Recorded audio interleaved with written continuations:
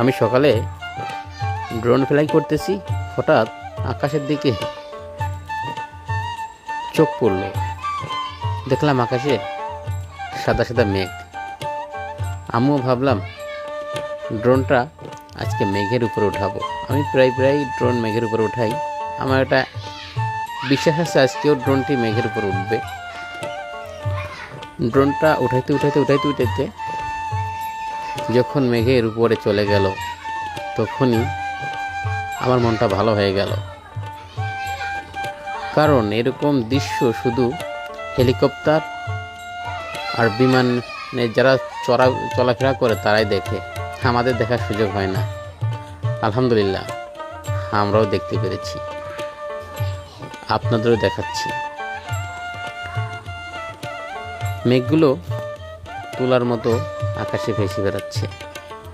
আল্লাহর সৃষ্টির তুলনা হয় না। আলহামদুলিল্লাহ, আল্লাহ এই পৃথিবীটা কত সুন্দরভাবে সাজিয়েছে। যে সকল বন্ধুরা ভিডিওটা দেখছেন, ভিডিওটি ভালো লাগলে লাইক কমেন্ট শেয়ার দিয়ে পাশে থাকবেন এবং নিত্য নতুন ভিডিও পেতে পেজটি ফলো দিবেন আর শেয়ার দিয়ে আপনাদের বন্ধুদের দেখার সুযোগ করে দিবেন। অনেকেই বলবেন এটা ফেক ভিডিও, বলতেই পারেন, কিচ্ছু যায় আসে না। এই এআই যুগে কোনটা রিয়েল ভিডিও কোনটা ফেক ভিডিও বোঝা মুশকিল। সেই জন্যই যতই রিয়েল ভিডিও বানাই, অনেকেই বলে এটা এআই দিয়ে বানানো, এডিট করা। তখন খারাপ লাগে। খারাপ লাগলেও কিছু করার নাই। আমি তো জানি, আমি তো বুঝি কোনটা রিয়েল কোনটা ফেক। আমি সকালে ভিডিওটা ধারণ করেছি, আমি তো বুঝছি এটা রিয়েল ভিডিও না ফেক ভিডিও।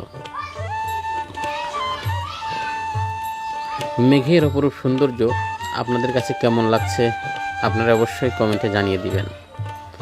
আর ড্রোনটা দেখবেন আমি মেঘের উপর থেকে কিভাবে নিচে নামিয়ে নিয়ে আসি, সেটা আপনারা দেখতে পাবেন। যারা বলেন ফেক ভিডিও, তারা একটু ভিডিওর দিকে একটু নজর দেন।